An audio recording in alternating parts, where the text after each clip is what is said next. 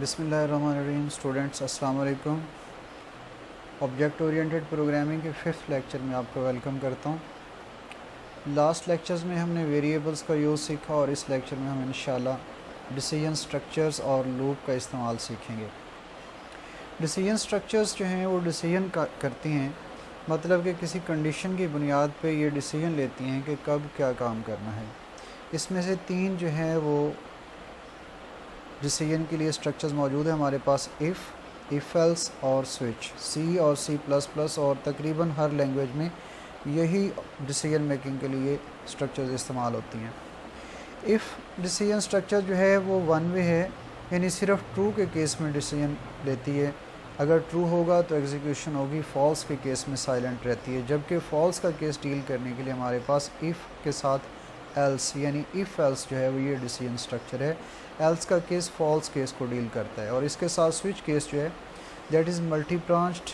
Execution start उस case से करती है जो केस मैच करे और उसके बाद नेक्स्ट आगे चलती जाती है जब तक उसको ब्रेक ना मिले।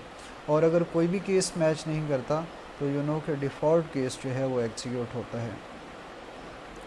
इफ़ और इफ़ एल्स का जो यूज़ है वो हम एक एग्जांपल के ज़रिए देखते हैं।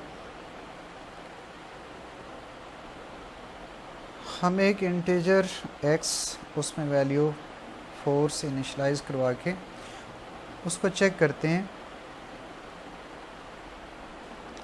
अगर हमारी वैल्यू 5 से लेस है तो इफ़ ट्रू केस प्रिंट हो। इसकी आउटपुट देखते हैं।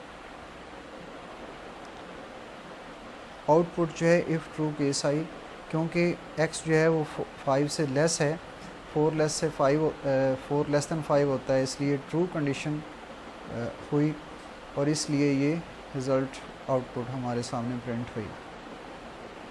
इसकी बजाय अगर हम यहाँ वैल्यू बड़ी ले लेते हैं 6, अब चूँकि 6 जो है वो 5 से लेस नहीं है इसलिए कंडीशन जो है फॉल्स होगी और हमारी आउटपुट जो है वो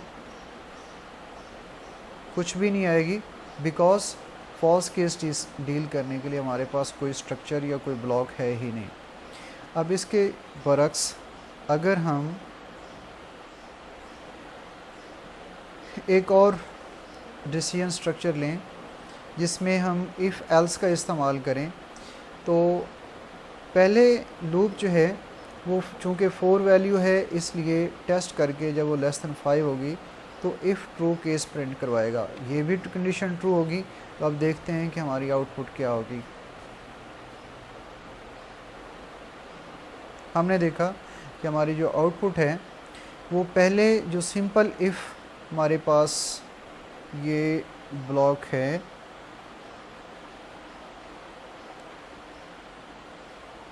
इसकी वजह से ये प्रिंट हुआ इफ़ ट्रू केस। और उसके बाद नेक्स्ट जब ये इफ़ ब्लॉक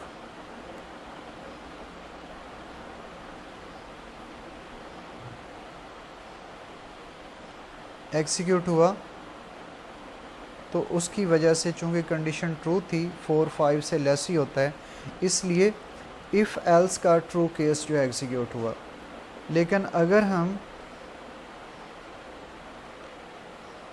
ये वैल्यू चेंज करते हैं, यहाँ पे 6 करते हैं, तो ऐसे केस में इफ़ का ये वाला जो ब्लॉक है चूँकि कंडीशन फॉल्स है इसलिए ये एग्जीक्यूट नहीं होगी और ये भी कंडीशन ट्रू की ना होने की वजह से एग्जीक्यूट नहीं होगी, बल्कि इसका एल्स ब्लॉक जो है ये एग्जीक्यूट हो गया। सो इस तरह से अगर कंडीशन फॉल्स होगी तो इफ़ एल्स जो है फिर भी उसे डील कर लेती है, एल्स का ब्लॉक जो है वो फॉल्स केस को डील कर लेगा। नेक्स्ट हम स्विच स्टेटमेंट को देखते हैं। स्विच जो है वो मल्टी ब्रांच्ड है, मतलब कि किसी कंडीशन की बुनियाद पे मोर देन 1 ब्रांचेस में से, मोर देन 1 केसेस में से किसी एक का इंतखाब करेगी और जहाँ वैल्यू मैच करेगी यानी जौन सा केस मैच करेगा एग्जीक्यूशन वहाँ से स्टार्ट होगी। हमारे पास इस वक्त वैल्यू जो है 4 है, सो केस 1 2 3 4 ये वाला केस जो है वो मैच करेगा और एग्जीक्यूशन यहाँ से स्टार्ट होगी। प्रिंट होगा केस 4 और उसके बाद ब्रेक, यानी केस 4 प्रिंट होगा। बट यहाँ याद रखने की ये बात है कि अगर ये ब्रेक स्टेटमेंट इस्तेमाल ना करें तो अब जो है इसकी आउटपुट ज़रा डिफरेंट होगी। केस 4 के साथ साथ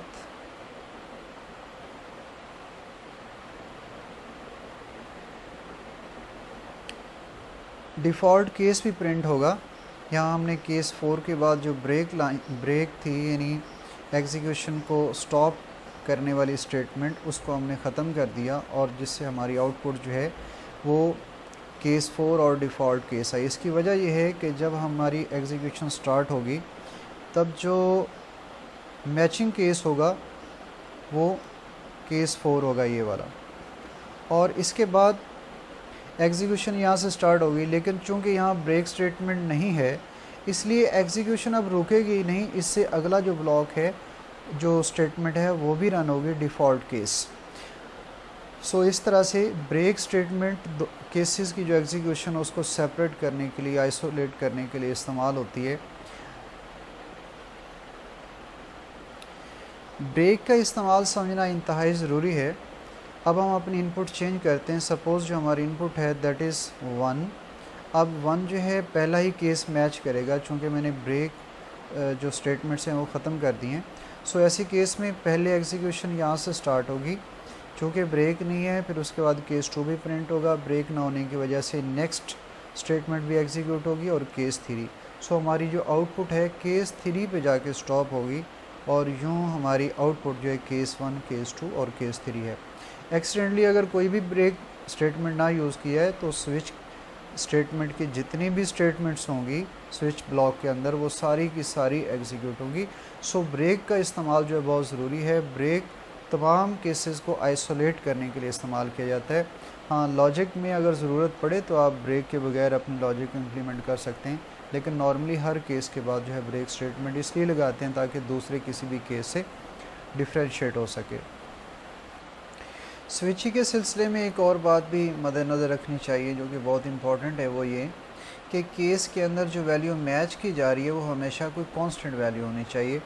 यहाँ कोई करैक्टर आ सकता है A, B, C, D और इसके साथ कोई इंटीजर आ सकता है। इसके अलावा फ्लोट पॉइंट वैल्यू जो है वो अलाउ नहीं करता।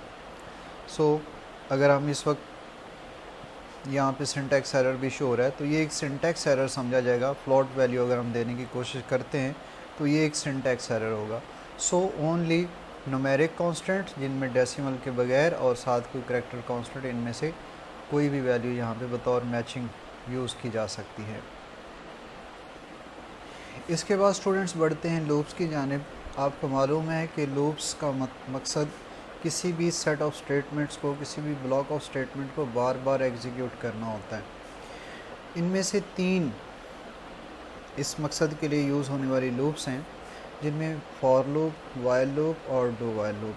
फॉर लूप जो है वो for specific number of time execute करती है ब्लॉक ऑफ स्टेटमेंट को, और 3 चीज़ें उसमें मेंशन करना पड़ती हैं कि वेरिएबल इनिशियलाइज किस वैल्यू से हो रहा है, और यानी स्टार्टिंग वैल्यू क्या है, स्टॉप वैल्यू क्या है, और हर बार चेंज कितनी आनी है। ये इंक्रीमेंट भी हो सकता है, डिक्रीमेंट भी हो सकता है। ये सिंपल सी मैंने एक एग्जांपल दी जिसमें एक for loop i is equal to I की वैल्यू प्रिंट होगी, यानी for loop first time 0, second time 1, 2 और 3 पे जाके ये स्टॉप होगी। सो इस तरह से 0, 1, 2, 3 पे इसने ब्रेक हो जाना है। सो 0, 1, 2 ये हमारी आउटपुट आनी चाहिए। देखते हैं जी, फॉर लूप i 0, 1, 2 3 बार ये एग्जीक्यूट हुई। और इसके साथ जो वाइल लूप है ये ऐसे सिचुएशन में यूज़ होती है जब हमें पहले से मालूम ना हो कि कितनी दफ़ा एग्जीक्यूट होनी है। एक ख़ास कंडीशन के ट्रू रहने तक ये चलती रहती है। जैसे ही वो कंडीशन फॉल्स होगी तो ये ब्रेक हो जाएगी। सो हम एक छोटी सी एग्जांपल लेते हैं जिसमें इसी तरह की सिचुएशन को ज़रा डील करते हैं। ये एक वाइल लूप जिसकी जो इनिशियल वैल्यू है वो i3 है। i को हर बार एक डिक्रीमेंट किया गया है और कब तक ये लूप चलती रहेगी, जब तक ये कंडीशन ट्रू रहे, मतलब कि 0 से बड़ी रहे वैल्यू। तो अब इस तरह से जो पॉसिबल ऑप्शंस बनती हैं वो 3, 2 और 1। जैसे ही 0 होगा तो साथ ही ये ब्रेक कर जाएगी। सो जो एक्सेप्टेबल वैल्यूज़ हैं 3 2 1, तो इस तरह से ये प्रिंट करना चाहिए वाइल लूप आई 3 2 1। डिक्रीमेंट है इसलिए हर लूप में एक एक जो है वो डिक्रीमेंट आ रहा है। देखते हैं आउटपुट, तो ये आउटपुट बिल्कुल same as expected 3 2 1। While loop में ख़ास बात यह है कि इसमें इनिशलाइजेशन नहीं होती, इनिशलाइजेशन इससे पहले ही कहीं हो जाती है और जस्ट इसमें कंडीशन चेक होती है और अकॉर्डिंग टू उस कंडीशन तक पहुंचने के लिए हमें डिक्रीमेंट या इंक्रीमेंट करना पड़ता है। नाउ डू वाइल लूप की ख़ास बात यह है कि एटलीस्ट एक दफ़ा ज़रूर चलती है। उसकी वजह यह है कि अपने स्टार्टिंग जहाँ से उसका ब्लॉक स्टार्ट होता है यहाँ कोई चेकिंग नहीं होती, बल्कि उसके एंड पे वाइल स्टेटमेंट के अंदर चेक होती है इसकी कंडीशन और एंड पे सेमीकोलन होता है। तो चूँकि चेकिंग होती ही नहीं पहले, इसलिए जो भी ब्लॉक होगा वो कम से कम एक बार ज़रूर एग्जीक्यूट होगा। अब यही अगर एग्जांपल लें, आई में वैल्यू 0 है और हम यहाँ यही चेक कर रहे हैं कि आई ग्रेटर आर इक्वल टू 0 जो है अगर हो तो ये एग्जीक्यूट हो, अदरवाइज़ नहीं। सो इसकी एक बार एग्जीक्यूशन है क्योंकि 0 और यहाँ पे -1 हो गया, -1 से ये कंडीशन फॉल्स हो गई, फॉल्स होने की वजह से ये ब्रेक कर गई। जी तो स्टूडेंट्स, आज के लेक्चर में हमने डिसीजन स्ट्रक्चर्स देखें और इनमें इफ़ एल्स का इस्तेमाल सीखा और उसके बाद स्विच केस और इसके डिफरेंट केसेस और ब्रेक की इम्पोर्टेंस देखी और इसके बाद हमने लूप्स का तारुफ लिया, एक रिव्यू किया for loop, while loop, do while loop का और उनकी आउटपुट्स जो हैं डिफरेंट सिचुएशंस में देखें। थैंक यू सो मच, अपना ख्याल रखिएगा, अल्लाह हाफिज़।